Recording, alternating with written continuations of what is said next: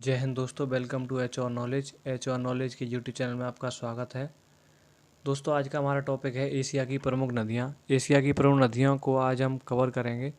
ठीक है, आप चाहो तो आप नोट्स भी बना सकते हो और चाहो तो आप स्क्रीनशॉट भी ले सकते हो। चलिए शुरू करते हैं। एशिया की नदियाँ, देखिए कह रहा है कि नदियाँ हमारे जीवन की आधार रेखा होती हैं और नदियों के किनारे ही बड़े बड़े शहर जितने भी होते हैं वो बसे हुए होते हैं, प्रमुख शहर। और भारत में या विश्व की जितनी भी सभ्यताएं हुई हैं, विश्व की जितनी सभ्यताएं हुई हैं वो किसी न किसी नदी के किनारे ही हुई हैं। चाहे वो मिस्र की सभ्यता हो, चाहे हड़प्पा की सभ्यता हो, चाहे चीन की सभ्यता हो, चाहे हो मेसोपोटामिया की सभ्यता हो। ठीक है, देखिए हमारी पहली नदी है यांगसी नदी।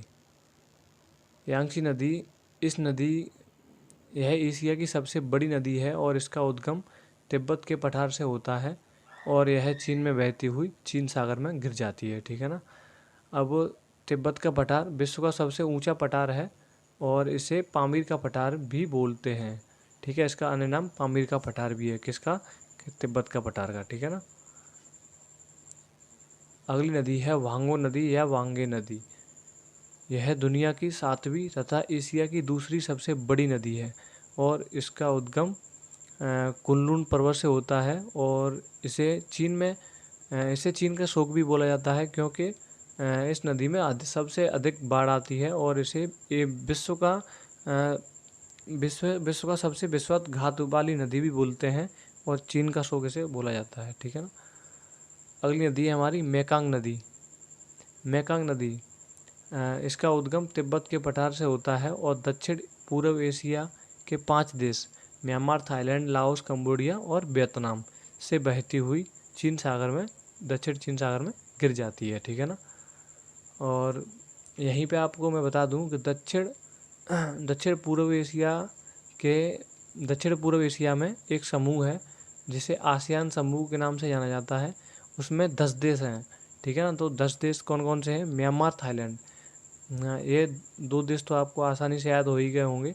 Myanmar, Thailand, Laos, Cambodia, Vietnam और मलेशिया, सिंगापुर। मलेशिया से ही सिंगापुर अलग हुआ है और ब्रुनेई भी अलग हुआ है मलेशिया से। ठीक है ना। तो मलेशिया, सिंगापुर, ब्रुनेई, इंडोनेशिया और फिलीपींस। फिलिस्तीन नहीं है, फिलीपींस है। ठीक है ना। और इस मेकांग नदी को दक्षिण पूर्व एशिया की गंगा भी कहा जाता है। ठीक है, ये भी पॉइंट आपको याद रखना है। साल्वेन नदी, यह नदी तिब्बत के पठार से निकलती है और चीन के बाद म्यांमार में बहती हुई मर्तवान की खाड़ी में गिर जाती है।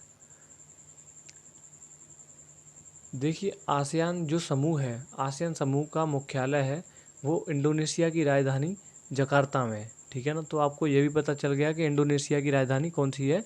जकार्ता। ठीक है, आसियान का मुख्यालय कहाँ पे है? जकार्ता में। ठीक है। और थाईलैंड, देखिए, और जो दूसरा देश हमने बताया था थाईलैंड। थाईलैंड को सफ़ेद हाथियों का देश भी कहा जाता है। यहीं पे आपको बता दूं कि जिस तरीके से भारत में जो अंग्रेज़ों का कब्जा था उसे ब्रिटिश ईस्ट इंडिया कंपनी बोलते थे। उसी तरीके से लाओस, कंबोडिया, वियतनाम, तो इन लाओस, कंबोडिया, वियतनाम, इन 3 देश में फ्रांस का कब्जा था तो इसे फ्रांस ईस्ट इंडिया कंपनी भी बोलते हैं यहाँ पर। ठीक है ना। तो ये भी आपको याद रखना है, ये यूपीएससी में पूछा हुआ प्रश्न है। और मनीला, फिलीपींस, जो हमने 10वां देश बताया था, फिलीपींस की राजधानी मनीला है और यहाँ पर एडीबी जो एशियन डेवलपमेंट बैंक है उसका मुख्यालय है मनीला में और इसकी स्थापना 1966 में हुई थी। और इसके जो वर्तमान में अध्यक्ष हैं वो मुत्सुगो अस्कावा हैं। क्या नाम उनका? मुत्सुग अस्कावा। किसके अध्यक्ष हैं? एडीबी की। ठीक है ना, वर्तमान में।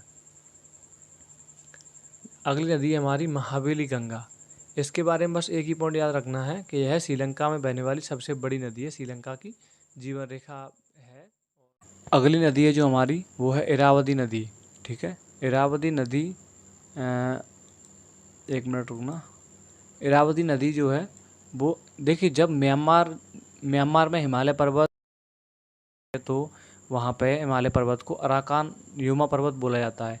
म्यांमार में हिमालय पर्वत को अराकान युमा पर्वत कहा जाता है। ठीक है, यहीं से तिग्रिस नदी निकलती है और मर्तवान की खाड़ी में जाकर के गिर जाती है। म्यांमार की जीवन रेखा भी इरावती नदी को कहा जाता है। ठीक है, ये पॉइंट आपको याद रखना है। अगली नदी है जो हमारी, वो है तिग्रिस नदी।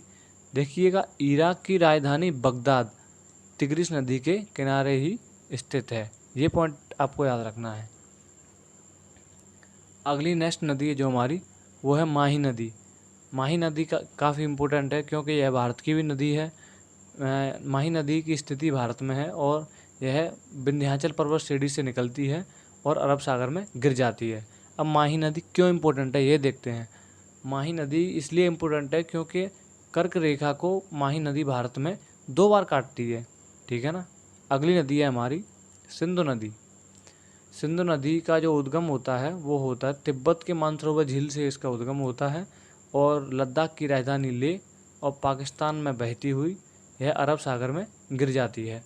अरब सागर में गिरने से पहले सिंधु नदी में चेनाब, झेलम, सतलज, ब्यास, राप्ती ये 5 नदियाँ आकर के मिलती हैं। इसकी सहायक नदियाँ ये 5 हैं और सहायक नदियाँ और भी हैं, लेकिन इम्पोर्टेंट 5 ही यही हैं। और जिस सिंधु नदी, जब ये 5 नदियाँ एक जगह आकर के मिलती हैं तो उस पॉइंट से अरब सागर में गिरने से पहले सिंधु नदी ये 5 नदियों को लेकर 45 किलोमीटर साथ चलती है। ठीक है ना, तो ये भी आपको पॉइंट याद रखना है।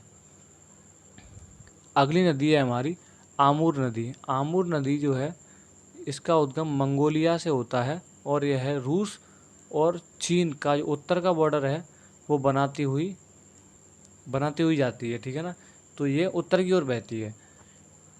अगली जो इम्पोर्टेंट रिवर हैं, रूस की 5 इम्पोर्टेंट रिवर हैं, कौन कौन सी हैं? वोल्गा है, यूरल है।